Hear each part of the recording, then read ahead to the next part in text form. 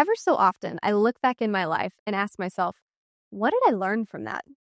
Whether it was something that my parents taught me, something I gained from a relationship, or the different jobs that have taught me the skills that I have now, so many facets of my life, I reflect on those things periodically from months to years to a lifetime, and I write down how they impacted me, how I treated others in those scenarios, how I treated myself in those scenarios. And I wrote those down because it was a way for me to track the progress of, hey, this is what I've learned. This is how far I've come. These are the lessons I've learned. This is how I can be better next time. Because it's a way for me to help understand, okay, this is something I've grown through, so maybe I can help someone else with it. Or this is something I've grown through, so I don't have to do that or make that mistake again. Whatever it is, I have had countless journals that is literally a lifetime study of this subject called Kaytlynn Ward. And there are so many things that I wish I could tell my younger self from all that I have learned, but I can't go back in time. So I'm here to share that with you today. Today on the show, I'm going to share with you 4 things I wish I could tell my younger self. Before we get into the topic today, I just want to take a moment and say thank you to all of those who have subscribed to the channel, the new subscribers, those who have been with me since day one, who have followed along on this journey. I'm so thankful for your support and thankful for every comment, every like, every share. And if you are new here, my name is Kaytlynn Ward, and I am the host of this show. And my desire is that I just provide you with some practical tools to help you live your best life here on the show. If you haven't already, hit that subscribe button and let's jump right in. I heard someone once say, give me a year of your life and I will save you 10 years. Today, I'm here to ask you, give me 20 minutes of your day and I think I can save you some time. I don't know if I can save you 10 years, but I can save you some time because these 4 things I wish I could tell my younger self. If I told young Kaytlynn back then and she would have listened, that's the key thing. If she would have listened, I really do believe I could save her some heartache, some disappointment, and so I hope today I can save you that, just as I wish I could save myself from that. The first thing that I wish I could tell my younger self is you do not have to know it all to start. I know we've heard that all the time, but I wish I could go back, grab myself by the shoulders, and shake me and say, Kaytlynn, you don't have to know everything to just start. Because I am an organized planner by nature, and I believe I get that from my mama. I do believe that. But throughout my whole life, I'm this type of person that have had the most beautiful, elaborate plans, some of which include workout routines, a schedule to learn an instrument, school projects. I was the queen at procrastinating school projects. You can ask my father himself, side hustles, and the list continued. But I would get trapped in this planning stage and I would never, ever execute the plan. Which obviously, if you don't execute a plan, then it's not going to happen. And so I want to tell you that plans are great, but only if they are acted upon. Did you know that a Franklin Covey study once said and found that less than 10% of people who create a personal development plan actually consistently follow through over time? Only 10% of people who make a personal development plan actually follow through with it. I put off starting this podcast for years. This dream has been in my heart to start a podcast, and I put it off for years because I thought I needed to know more. I need to feel less inadequate. And, why should I feel inadequate? Because I'm helping out people that have gone through things I've already walked through. So little lies like that of like, I don't feel like I'm enough. I don't feel like I have the supplies. I don't feel like I have the audience. I don't feel I am just whatever. And I would put things off because I thought that I needed to know more, when what's really funny is that you learn more from doing and trial and error than you do by just making a plan and just never acting upon it. And so I want to ask you, what plans are you working out in your life that have been in revision after revision after revision?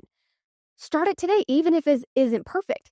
You may be feeling inadequate or you feel like that you don't know enough, but what's so funny, like I just said, is that ironically, most of the learning happens in the process of execution, not before it. I was at the Henry Ford Museum with my family on the July 4th weekend, and there was so many exhibits that were just amazing. But one of the exhibits that fascinated me the most was the airplane exhibit. You had all of these different models, starting off from the very first kites to all the way to the modern aviation today. And what amazed me is the progression over time. and how they made literally something fly when nothing had ever flown before.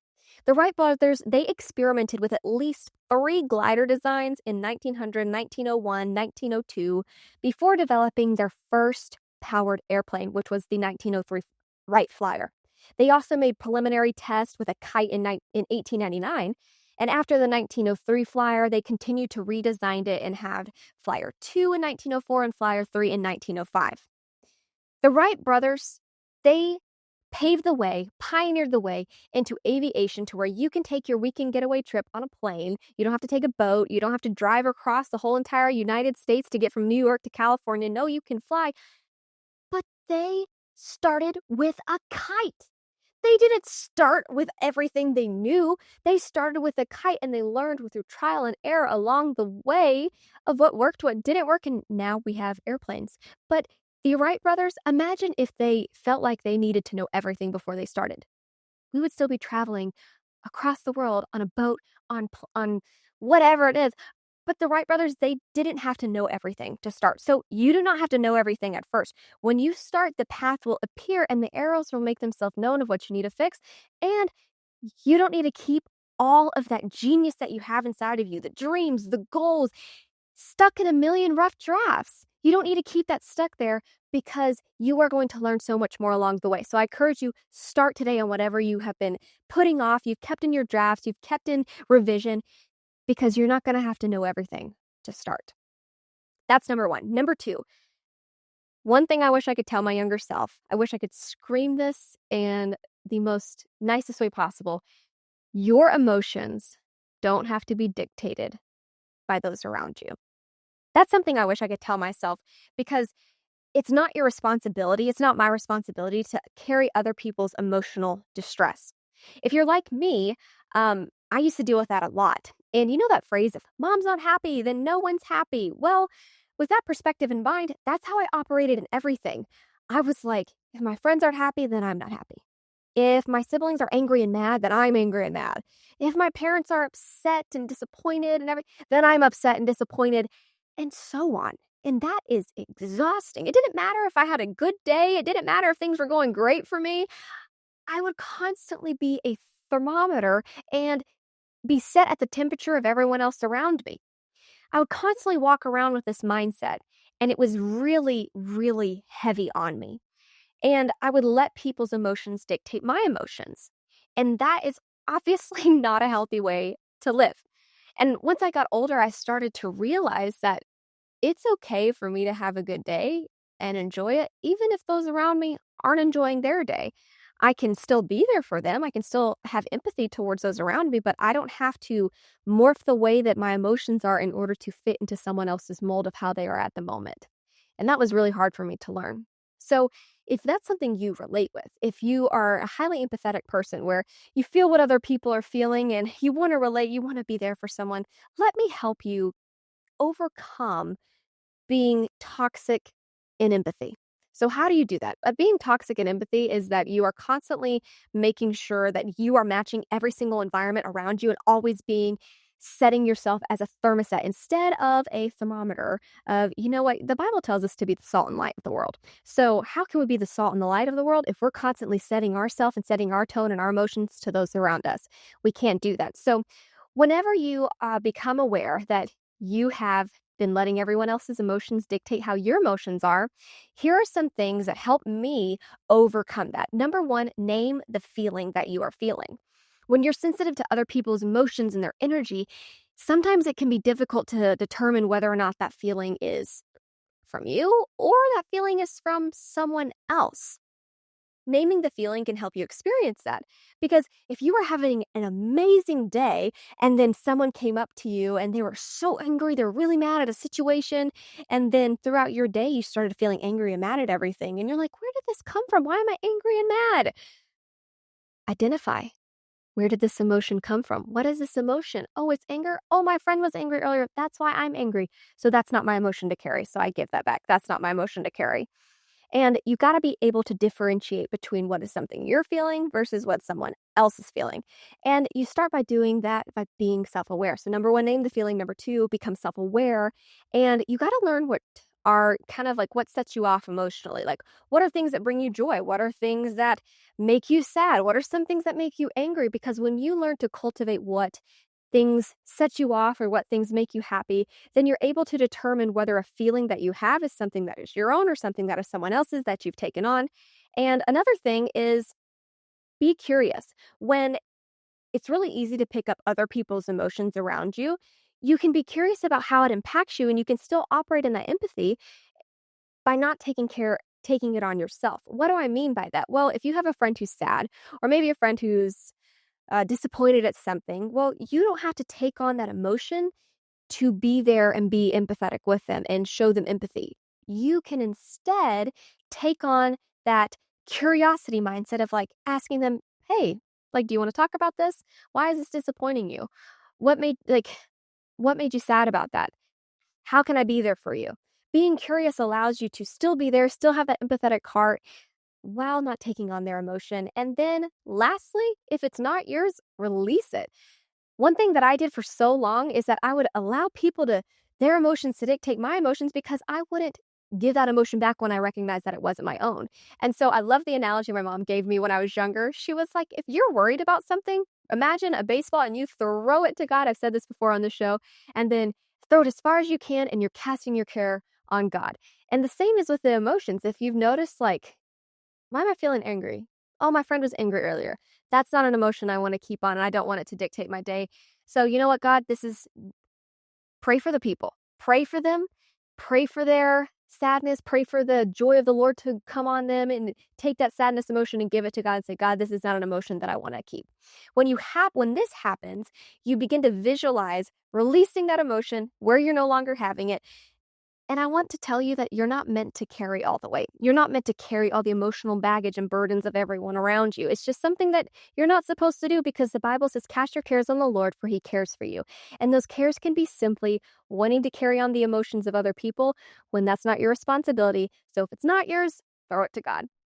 The third thing that I wish I could tell my younger self is that your procrastination is rooted in fear and avoidance of a feeling. I was the queen of procrastinating. Like I've mentioned before on the show, I was an expert at procrastinating. If there was a most likely to procrastinate award in high school, even in college, in middle school, I would win that award hands down every single time. I was an amazing procrastinator. But what I've learned about procrastinating over the years is that it was rooted in an avoidance of a feeling or a fear of something I didn't want to encounter. Some of the examples were I had a fear of not knowing what to do, and it caused me to procrastinate because I feared embarrassment of not knowing and doing the wrong thing and saying the wrong thing. And I procrastinated those morning runs because I wanted to avoid that feeling of pain and soreness that my body was going to experience the next day. Procrastinating pursuing advancement in certain areas of my life because I wanted to avoid the discomfort of growth and having to do more in order to become more. I procrastinated because I was a perfectionist and I couldn't start a plan until the plan was absolutely perfect because I was insecure that people would see me as inadequate if I didn't know something, if my plan wasn't perfect. So I procrastinated and I wouldn't do it. Do you relate with any of those things? Because I would push off things because I wanted to avoid the feeling of discomfort. I wanted to avoid the embarrassment of not knowing what to do. I would constantly push it off. I would procrastinate it, not just because I was lazy, but because I was wanting to avoid feeling something. So if I can tell you something today, procrastinating, it's not just some of the times it's because you're lazy, but it's not always that. Sometimes it's because you're avoiding a feeling and you're avoiding a way that something makes you feel and you're afraid of getting past that. And so with the expert procrastinator that I would go back and ask myself, Kaytlynn, why are you procrastinating? Because for me, when I identified why I procrastinated, it allowed me to see that I wasn't just lazy. I was just avoiding something that I was scared of or that I just didn't want to feel. From there, I was able to really work on the real problem, which was my mindset and detoxing those limiting beliefs that I held. So ask yourself today, why am I procrastinating on X, Y, and Z? most likely you'll come to find that you're avoiding a feeling or you're afraid of something happening. And a way that you can start by overcoming this procrastination is a simple 5-minute timer. I've done this before where I will set a 5-minute timer. I wish I could go back and tell little Kaytlynn, hey, just set a timer for 5 minutes and work on the thing that you're avoiding. Because when you do that, I have found that when I'm avoiding something, I'll set a 5-minute timer and then I get in the flow state, then I get in the work zone, and I end up snoozing the timer over and over and over again because I'm actually in the zone and doing it. And it wasn't as bad as I thought it was. It wasn't as scary as I thought it was. And it wasn't as bad of a feeling as I thought it was. And all you got to do is just start that 5-minute timer. So those are the first three things. And my last thing that I would tell my younger self is that it doesn't happen overnight. I know I've mentioned that on this show before, but man, am I still learning it because I would get so upset at myself for and would avoid going after some dreams and desires because in my mind I had this unrealistic idea that it would happen like that. And that's just dumb, okay? Because we've all heard the saying, Rome wasn't built in a day. Well, obviously. So are your dreams. Your dreams are not built in a day. Your dream body is not built in a day. The business that you desire and you see in its best version of itself is not built in a day. It takes time, it takes effort, it takes consistency. And I would go back and tell myself that because I would avoid so many things in my life or quit because I just had this unrealistic mindset that things would happen fast. Things would happen quickly. Things would happen just as in a snap of a finger. But as I get older, I've come to realize more and more that amazing things take time. Amazing things takes lots and lots of effort. And in order to not get discouraged along the way, one thing that you just need to do in order to recognize, and this is something I've done, is get 1% better every day. Ed Milet says that all the time. He has that power of one more mentality. And he says, just get 1% better every day. You remember those workout things on Pinterest or even on Google or on YouTube, and it says, get a 6-pack in 6 days or build your dream body or in just a week, whatever it is. Those things, when I was younger, I know they sound unrealistic, but I saw that as the holy grail. I was like, okay, if it doesn't happen for me, then it's not going to happen. That's a mindset I used to deal with all the time. But fast forward 10 years later, one of the things that has helped me recognize that it's not going to happen overnight is by counting the little wins as big wins because little things add up. The other day, I was on a run and, well, walk/run. And I have not been in the best cardio shape, let's just say. And I've wanted to start getting back in shape. I want to start getting to running again. It's something I've desired I wanted to do. And so for the past month, I've been working my way up of I'll do some intervals where I'll walk and then I'll speed walk. And then it was speed walk and then I jog. And so the other day I was running and I ended up being able to run so much further than I had in the previous week. And so that little thing was a big win to me because was it a 6-pack in 6 days? No, but it was a little thing that over time, I'm going to be able to run the whole time and not just the little time that I did. You know what's interesting is, have you heard that analogy where it's like, do you want $1,000,000 today or a penny that doubles every day for 30 days? Most people would take the $1,000,000 right off the bat. But if you do the math on a penny doubling every day, you know what you get? $5,368,709.12. That's just a penny doubling every day for 30 days. So imagine with that compound interest, if you did something little every single day towards your dreams, what the result would be because little things over time create big wins. As I close today's episode, let me recap with you the 4 things that I would tell my younger self. And since I can't tell them to her, I can tell them to you. And that is, you don't have to know it all to start. Your emotions don't have to be dictated by those around you. Your procrastination, it's rooted in something you're avoiding, or it's rooted in something that you fear. And it doesn't happen overnight. It just doesn't. All those things, if you learn to implement those in your life, I can promise you that I will save you some time because by implementing those things in my life and the tools that I learned along the way, it has changed the way that I operate in relationships, in pursuing my dreams, in discipline, and so much more. And so I ask you today, what's advice you would tell your younger self? Leave in the comments what is something and some advice that you would leave to your younger self. It possibly could help someone else out in the comments. Also, let me know in the comments what are some episodes that you want to hear, shows, ideas, topics that you want to hear discussed here on The Kaytlynn Ward Show. I would love to hear from you. And hey, if you haven't already, do me a favor, hit that subscribe button and turn on your notifications so you never miss an episode here at The Kaytlynn Ward Show.